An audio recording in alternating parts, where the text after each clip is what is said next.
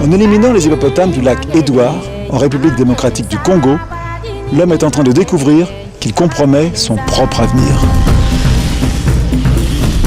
C'est la deuxième zone au monde la plus riche en biodiversité.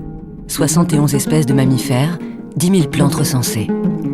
C'est un théâtre naturel, le parc des Virunga, à l'est de la République démocratique du Congo. Nous sommes au cœur de l'Afrique, dans la région des Grands Lacs et des volcans. C'est là que vivent les fameux gorilles des montagnes. Mais au sol, le décor est loin d'être aussi idyllique. Une guerre civile entre les forces gouvernementales et leurs opposants. Entre les deux, les troupes de l'ONU. Le conflit affame le pays depuis 10 ans. Cette route est l'une des plus dangereuses. À l'intérieur de ce 4x4, Peter parcourt inlassablement le territoire. Tout le monde a peur de la route, mais moi, j'essaie un peu d'oublier à un certain moment, si je veux vraiment accomplir ma tâche. J'oublie qu'il y a des attaques pour accomplir, sinon je n'accomplirai rien. À un moment donné, vous êtes obligé d'être là et de faire semblant de vous habituer à ces choses-là, mais ça fait mal, mais c'est ça la guerre.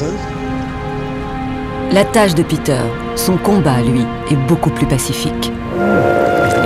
C'est la survie des hippopotames. Il y a près de 30 ans, vivait ici la plus grande concentration d'hippopotames du monde. Aujourd'hui, ils ne sont plus que 800, alors qu'il y en avait 30 000. Les hippopotames, officiellement protégés, ont été exterminés par l'homme. Peter s'occupe des espèces en danger pour le WWF, le Fonds mondial pour la nature. Ce matin-là, il vient patrouiller avec les brigades anti-braconnage du parc. 450 gardes qui traquent les braconniers sans radio, ni jumelles, et encore moins de voitures pour surveiller un territoire plus grand que la Corse. Des hommes qui risquent leur vie pour 30 € par mois. Aperçu. Alors... Un feu à peine éteint attire leur attention. Visiblement, les braconniers ne sont pas loin. Regarde, voilà. Voilà. Ça c'est vraiment très frais là. Voilà. Merde. Voilà. Voilà. Puis ils ont tué, ils ont laissé la viande, ils ont tout laissé ici. Merde. Des carcasses comme celle-là, les rangers s'en trouvent une dizaine par mois. Un de moins encore là. Les pachydermes sont abattus pour leur viande ou leur ivoire. C'est pas possible ça. Ils ont eu quand même le temps d'enlever le... Tu vois, ils ont scié, hein? Ça, c'est la scie. Ça, c'est la scie, ils ont scié. Et on en a toujours comme ça, chaque fois.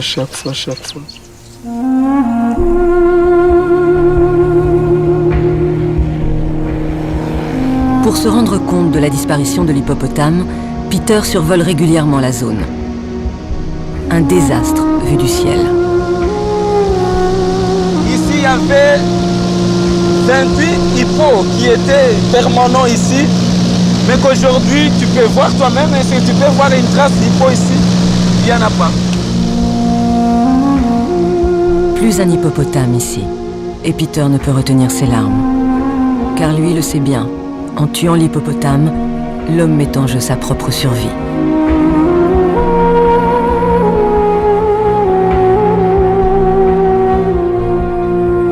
Petit matin, au lac Édouard.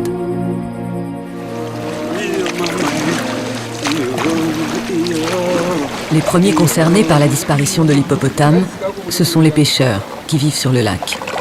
Depuis la création du parc en 1935, ils sont les seuls admis légalement sur le territoire. Charles vit de la pêche depuis 20 ans. Mais depuis que l'hippopotame a quasiment disparu, rien ne va plus pour lui. Sa pêche est bien maigre. Auparavant, date des années 80, on allait au lac pour aller pêcher. On récupérait même 1000 poissons.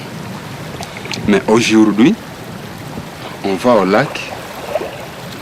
Par jour, on peut récupérer 20 à 10 poissons. On sait bien que les excréments de l'hippopotame, c'est la nourriture des poissons.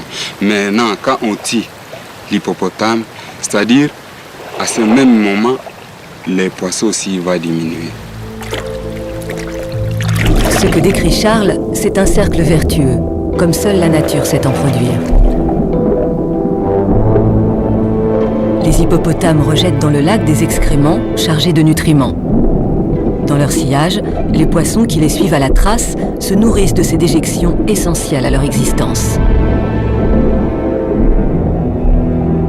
Sans hippopotames, pas de nourriture pour les poissons donc. Et sans poissons, pas de pêche pour les hommes. L'homme n'est donc pas supérieur à la nature. Il en fait totalement partie. La chaîne alimentaire était parfaite au lac Edward, jusqu'à ce que l'homme tue l'hippo.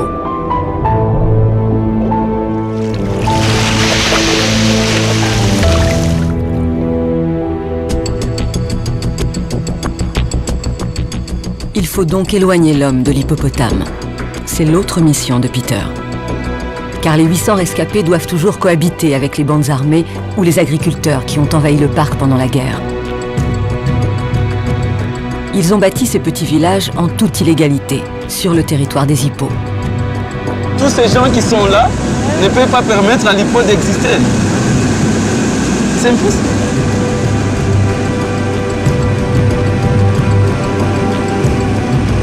Donc là vous voyez la fumée, c'est là où il y avait les maisons de bergers. On est en train de brûler là. Incendier les maisons, une solution radicale qui ne règle finalement rien. Et que vont devenir tous les expulsés? En attendant une solution durable, Peter refait ses comptes. Il cherche un signe d'espoir, une naissance qui lui aurait échappé. 8. Il y a l'autre qui est en brousse ici, 9. 10, voilà. Tout près aussi du déversoir. Il y a 10.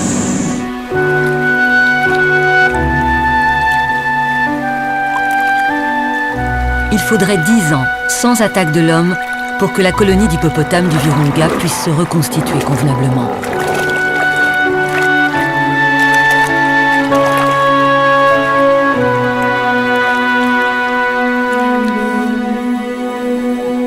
Nous sommes repartis à la rencontre de Charles, le pêcheur, à son retour dans son petit village de Nyakakom. Dans sa besace, ce jour-là encore, pas grand-chose à vendre. Il ne peut plus faire vivre sa famille et va devoir partir en ville, comme tant d'autres. Comme Charles, comme Peter, la plupart ici souhaitent désormais que l'hippopotame revienne dans le lac.